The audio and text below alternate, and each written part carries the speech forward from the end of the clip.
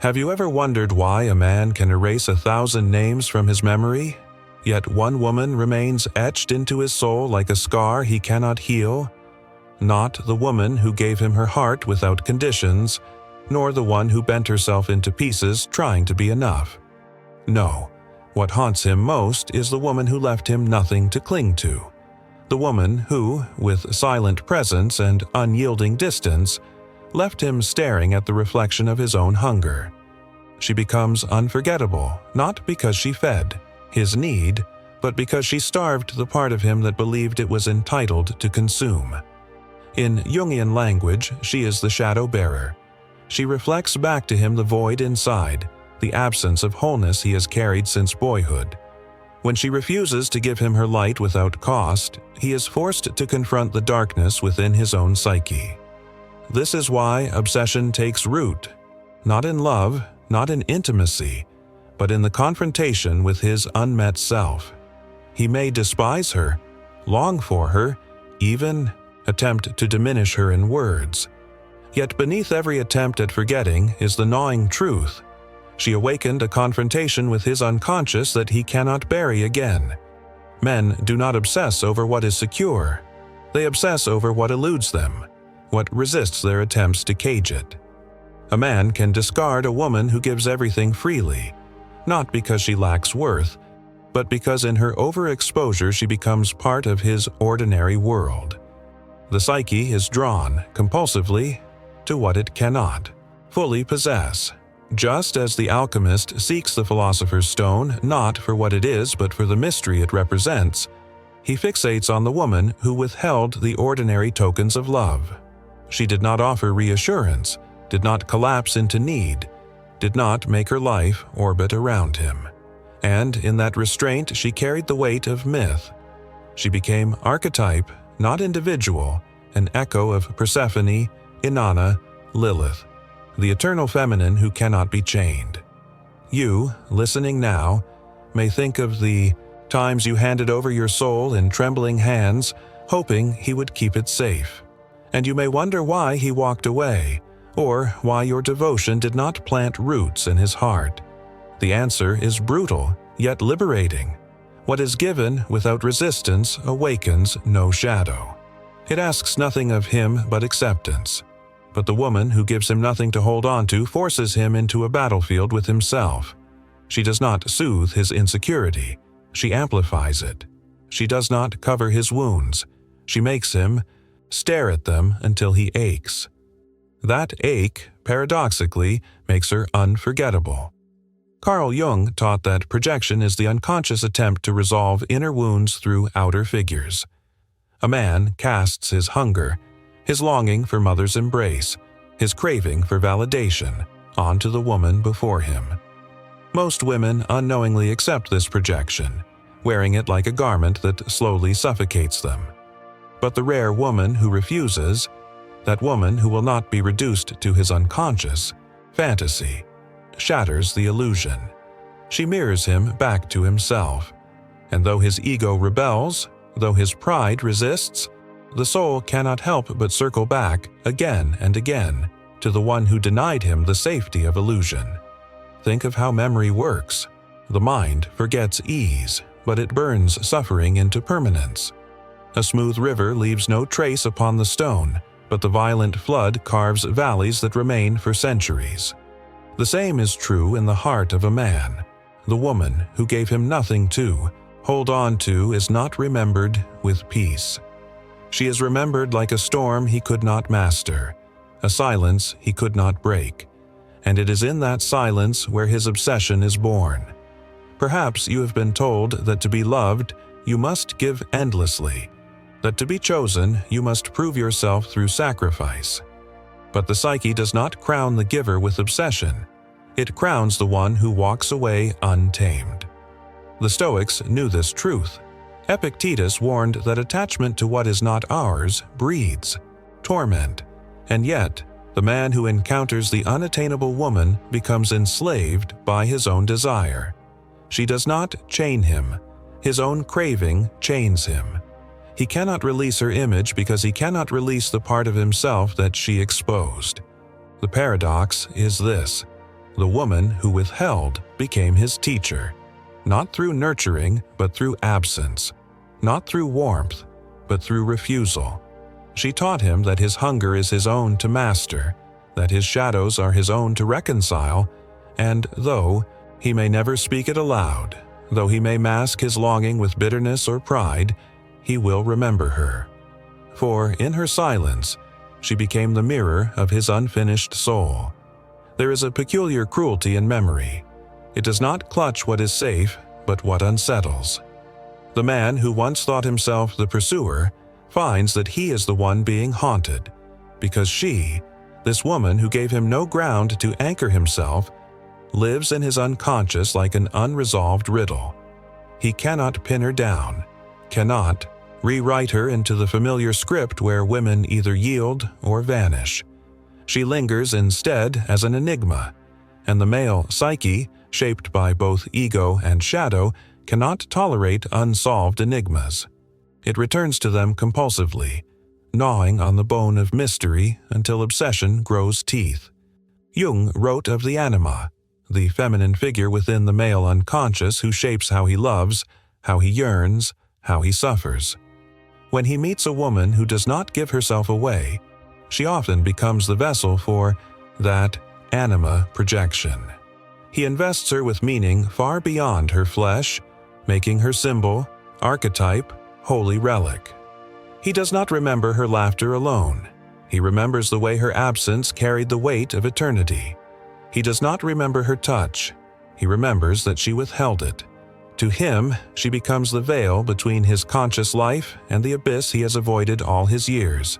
And so he circles her memory not as man around woman, but as pilgrim around temple. For you, the woman, listening, there is a dangerous temptation to interpret this obsession as love. It is not love, not yet. Love requires presence, reciprocity, the grounded strength of two souls who have done their own shadow work. What obsesses him here is not you, but the abyss you illuminated. You awakened his hunger by refusing to be the meal. And in that refusal, you forced him to confront the part of himself that believes devotion can be demanded, that intimacy can be owned. He will call it love, perhaps, even believe it to be love. But beneath the surface, it is his unconscious reaching for what he has not claimed within himself. Think of the Stoic Marcus Aurelius, who wrote that a man is disturbed not by things, but by the view he takes of them. This is the truth of his obsession. It is not you who disturbs him, but what he sees in you. You become the mirror that reflects his lack of sovereignty over his own emotions. He remembers you not because you gave him joy, but because you revealed his captivity to longing. His fixation is a prison of his own making, one he both resents and clings to, because in remembering you he feels alive in his suffering. And suffering, when one has not mastered the self, becomes more intoxicating than peace. It is no accident that mythology exalts the elusive woman. From Helen of Troy to the Lady of the Lake, she is remembered not for her surrender, but for her absence, her mystery, her power to evoke wars and quests by what she does not give. Men are not destroyed by what women offer. They are undone by what they withhold. And in the depths of that undoing lies a truth women often forget. Their power is not in proving, but in presence. Not in chasing, but in knowing they need not give more than they choose. This dynamic is not cruelty, it is initiation. By refusing to hand herself over, the woman who leaves a man with nothing to hold on to becomes the gatekeeper of his shadow. If he is willing, he may descend into himself, confront his wounds, integrate his anima, and rise into true manhood. If he is unwilling, he will remain trapped in the cycle of remembering, replaying, romanticizing, resenting. Either way, she becomes unforgettable, for she was the threshold he could not cross unchanged. You may wonder if this makes you dangerous, if being the woman who gives nothing to hold on to dooms you to be the ghost in another's heart. The answer is that it depends not on you, but on him. some men will remain chained to your memory, for life, unable to evolve beyond the hunger you revealed. Others will take the wound as a summons and grow. But for you, the lesson is different. You are not here to be remembered as mystery alone. You are here to know that your worth does not rest in being consumed. You are here to remember that your power lies in choice, not in sacrifice. When he recalls you, when he cannot release you, it is because you showed him a truth he did not want to face, that no woman can complete the unfinished work of a man's soul. The work is his alone, and though he may obsess, though he may dream of you in secret or curse you in bitterness, you remain free. You remain the one who refused to be defined by his hunger. That freedom, more than anything else, is what makes you unforgettable. The deeper one looks into this obsessive remembrance, the clearer it becomes that it is not the woman herself he clings to. It is the wound she opened. He remembers not her words, but the silence between them. Not her arms, but the absence of her embrace. This emptiness presses upon him like a ghost, and he becomes captive to what Jung called the complex, an emotional knot in the unconscious charged with unresolved energy. The more he tries to bury her memory, the more violently it resurfaces, because the psyche insists on integrating what was once rejected. She is unforgettable not because she was endlessly giving, but because she left him face to face with his own incompleteness. Most men believe they want devotion, adoration, an overflowing stream of affection. Yet what burns itself into their bones is not the river that flows too easily, but the desert that denies them water. In the desert, thirst sharpens. Every grain of sand becomes unforgettable. This is the paradox the feminine embodies. In her withholding, she becomes eternal, and what he calls torment is in truth initiation. For every woman he possessed fades into memory's haze, but the one who eluded him becomes immortal within his inner theater. She is less a woman to him now and more a symbol, a haunting archetype who holds the key to his shadow's gate. From the standpoint of Stoic wisdom, this torment is entirely his own creation. Seneca reminded us that we suffer more in imagination than in reality. The woman he remembers obsessively is no longer the woman herself. She is an image constructed from fragments of desire, regret, and fantasy. He does not chase her. He chases the projection of his anima upon her. And so the obsession is never satisfied, because what he longs for is not flesh and blood, but an idealized reflection of his own missing wholeness. The tragedy is that he cannot grasp it, for what he seeks is not outside, but within. You may feel his gaze still upon you, even in silence. You may sense his energy returning, searching, circling like a restless tide. Yet you must understand, his fixation is not proof of your lesser or greater worth, but of his confrontation with himself. He is not remembering you alone. He is wrestling with his mother wound, his abandoned inner child, his unmet longing for validation. To his conscious mind, you are the cause of the ache. But in truth, you are only the mirror. You refuse to carry his burdens, and so he is left to face them himself. This is where the feminine mystery becomes liberation. The woman who gives nothing to hold on to often carries guilt. She wonders if she was cruel, if she denied too much, if she should have softened her boundaries. But look closer. Had she surrendered, she would have been devoured by his projections, reduced to a vessel for his unconscious needs. By withholding, she remained sovereign, and in that sovereignty she reminded all men, that a woman is not a cure for wounds she did not create. He remembers her because she left him no map, no closure, no consolation prize. And though the ego despises unfinished stories, the soul hungers for them, because they point to the places we must grow. Thus, he will replay her absence endlessly, until he learns that the emptiness she left cannot be filled by her return. It can only be filled by his own descent into the underworld of himself. Myth after myth tells this truth. Orpheus lost Eurydice not because of her betrayal, but because he could not master his fear long enough to trust. The Grail Knight failed his quest not because the Grail was hidden, but because he could not ask the right question. Likewise, he fails not because she abandoned him, but because he believed her presence would resolve what only his own courage can. She becomes unforgettable precisely because she embodies that eternal riddle, the one thing he cannot conquer outside himself. And what about you? You, who may still tremble at the thought of being forgotten if you do not give enough, bend enough, love enough. The truth is that the women most forgotten are those who dissolve themselves in pursuit of acceptance. The ones who haunt men's dreams are the women who knew their boundaries were holy, who knew that giving nothing at times was the purest act of power. You do not become unforgettable by exhausting yourself in service to another's hunger. You become unforgettable when you honor your sovereignty so completely that no man can mistake you for an extension of his need. So he will remember, he will obsess, he will return in thought to the woman who offered no anchor, no easy answer. For she represents what Jung called individuation, the demand that he integrate his shadow rather than outsource it to the feminine. Until he faces that task, she will linger, and until you understand your power, you may be tempted to mistake his obsession for love. But remember, obsession is not love. It is the soul's hunger for completion, disguised as the memory of a woman who chose herself.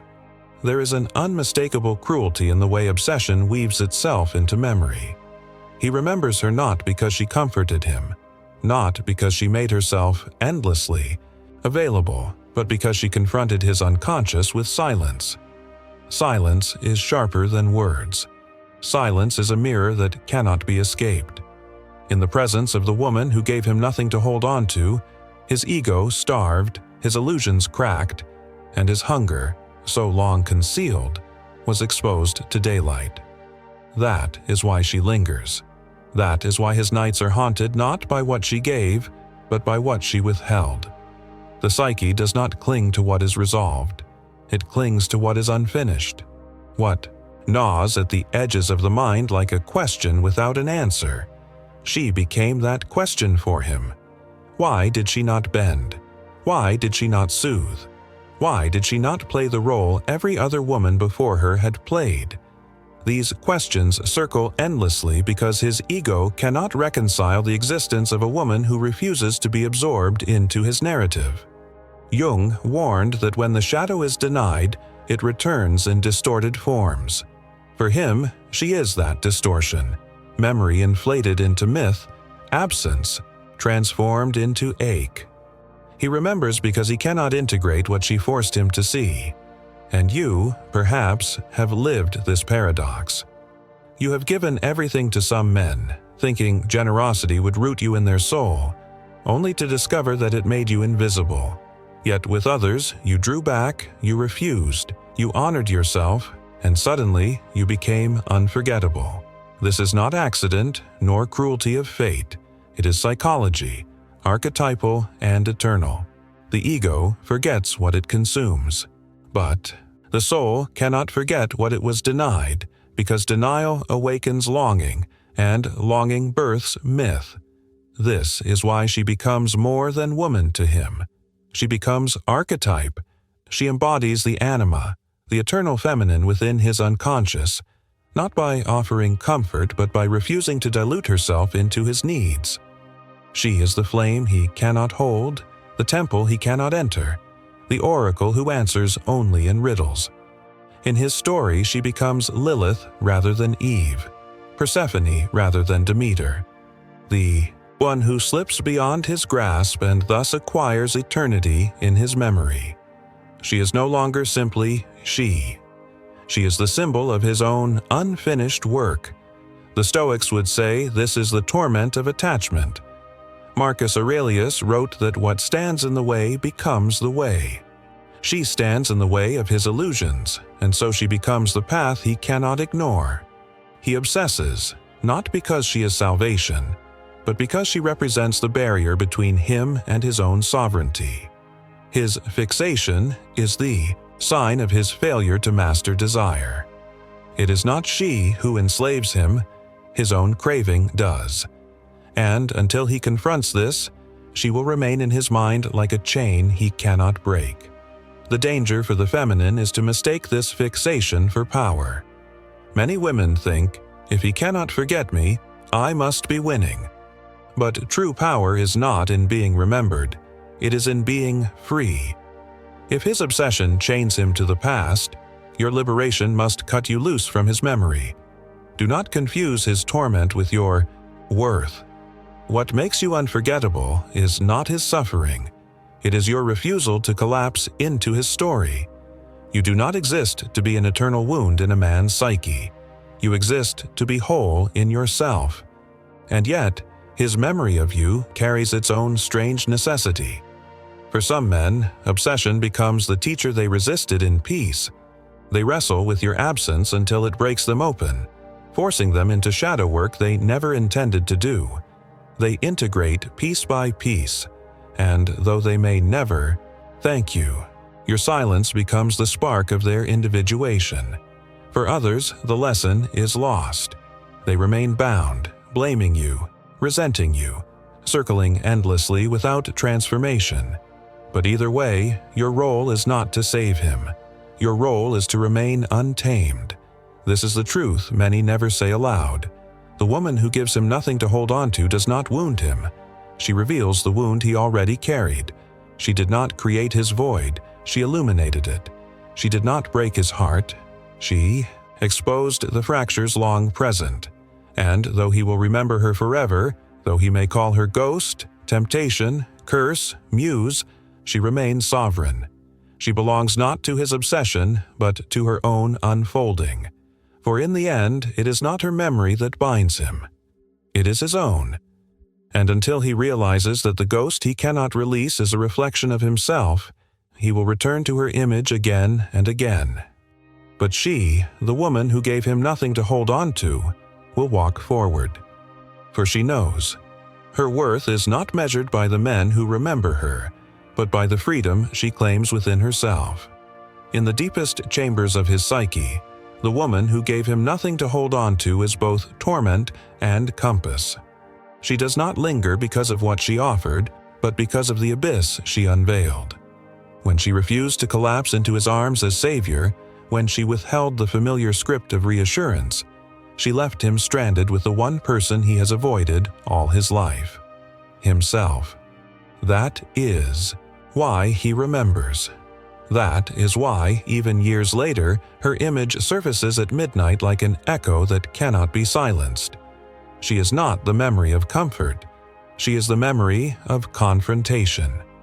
Jung once said that until the unconscious is made conscious, it will direct your life, and you will call it fate. She became his fate, not because destiny bound them, but because she refused to cushion his unconscious. She is remembered as an enigma precisely because she stood outside his grasp, a living reminder that no woman, no matter how devoted, can heal the fractures he refuses to acknowledge. The very absence of her devotion becomes unbearable proof of his own inner hunger. And so the obsession persists, not fueled by her presence, but by her silence. There is a raw truth here for the feminine. He does not remember because you gave him everything. He remembers because you gave him back to himself. You declined to play the role of mother, healer, rescuer, and instead allowed his wounds to glare in, the cold light of reality. That is what scorches his memory. That is why, even when surrounded by others, he returns in thought to the one who would not be consumed. She became the flame that would not bend to his wind, and for that she is immortal within his mind. But this immortality is not love. Obsession masquerades as devotion, but it is built upon projection, not reciprocity. His longing is not for the fullness of you, but for the part of himself he saw reflected in your refusal. He yearns, not for your heart, but for the shadow you forced him to meet. This is why obsession often feels both intoxicating and poisonous. It is not directed toward you as a person, but toward the unconscious wound that you illuminated. And no amount of returning to you, no desperate grasp, will ever heal it, because the wound is not yours to mend. The Stoics understood this dynamic well. Epictetus warned that when we attach ourselves to what does not belong to us, we enslave ourselves. This man enslaves himself to the image of the woman he could not possess, binding his soul to a memory that was never his to control.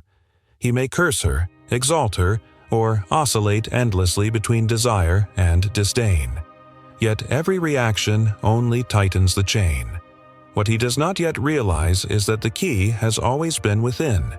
To master desire, to integrate the anima, to become whole without demanding that another complete him. And what of the woman herself? Too often she feels the weight of his fixation, as though his inability to release her defines her value. But sovereignty is not measured by being remembered. It is measured by being free. The woman who gave him nothing to hold on to does not exist to be his eternal wound.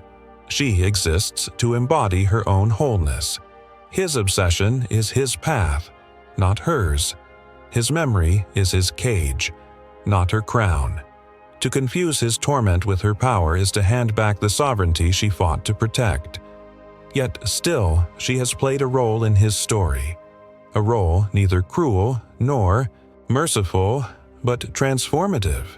For some men, she becomes the beginning of their individuation, the sacred wound that forces them to stop projecting and start integrating. They wrestle with the ghost until they finally turn inward, and in that inward gaze they find what they were always searching for. For others, she remains a phantom they will never release because they refuse the descent. Either way, she is remembered not for what she gave, but for what she withheld. And here lies the paradox. The woman who gave him nothing to hold on to gave him the most powerful gift of all, the opportunity to face himself. Whether he takes it or wastes it is not her burden. She does not carry the responsibility of his transformation. She does not owe him closure, explanation, or return. She owes only fidelity to her own soul, and it is in that fidelity that her true power lies. For when the feminine refuses to be reduced, when she walks away untamed, she becomes eternal, not in the chains of obsession, but in the freedom of her own becoming. He may remember her until his last breath, but she will not live inside his memory. She will live in her own unfolding, beyond the grasp of his longing, beyond the weight of his obsession. And that is the essence of sovereignty. To know that being unforgettable is not the goal. The goal is to be free. The woman who knows her worth doesn't chase, she chooses.